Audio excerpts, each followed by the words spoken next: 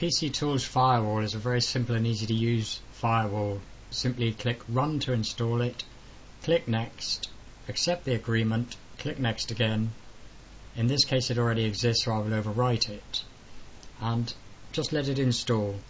If you have ThreatFire running, right click ThreatFire and suspend.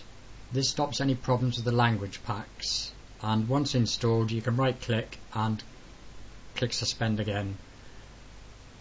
You will need to restart your computer to finish the installation. In this case I won't, as it's already installed.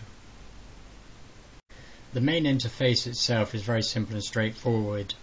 Once you've installed it, you have a small icon in your system tray, double click it and it will open up, and this is what you will see. Firewall protection is on. Application blocking, advanced rules. Applications. Here you can change your permissions to blocked. You can enable or disable logging. As here I have enabled logging. By default nothing is logged, so it's your choice. If you want to know what's going on, enable the logging. It's that simple. Advanced rules. You have the internet zone and the trusted zone. You can pretty much leave these as they are. History. Green is inbound and the blue is outbound, and it gives you an idea of what's been going on. Here it's been connecting to ThreatFire, doing its updates. You can remove that. It will auto refresh as long as this box is ticked. Activity. If you look at all applications, this will show you packets blocked, sent and received, bytes blocked, sent and received, total packets sent and received, and total bytes sent and received.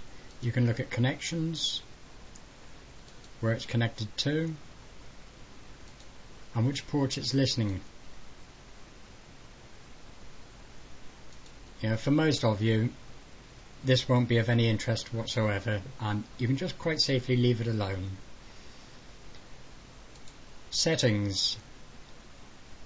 Here you can change your language, and the rest of it leave it as it is. Click apply if you change anything. Adapters. They are set on the internet zone. If you want to move them to the trusted zone, click apply, and again. Filtering. The first 4 boxes are already ticked. Now enable stealth mode will stop other computers from connecting to you, which is an added security feature. Now if you're on a network you do not want stealth mode, so you can untick that. But whatever you do, if you do enable stealth mode, apply. You can enable stateful packet inspection. This is more for advanced users. For the average user, leave it unticked. You can password protect this, and it will stop anyone from changing your settings.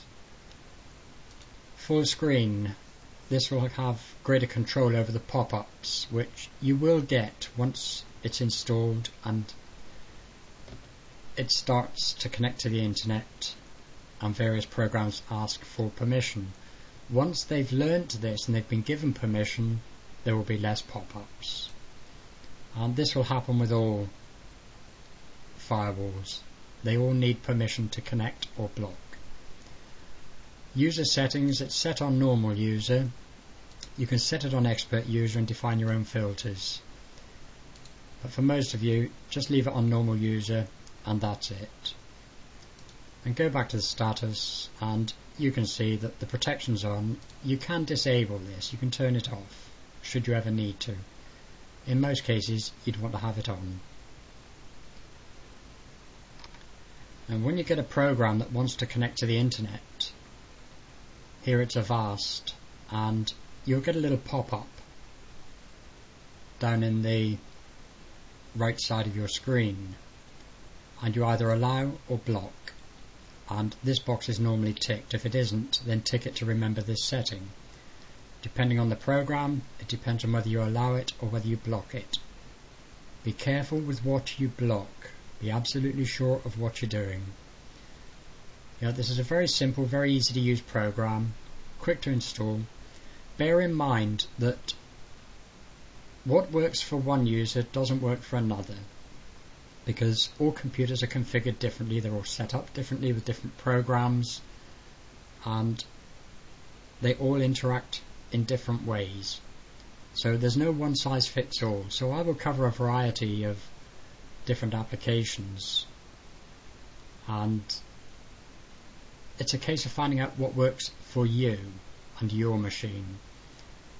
If you want more information, check out my blog, which is Free PC Security, and you can find it at freepcsecurity.co.uk.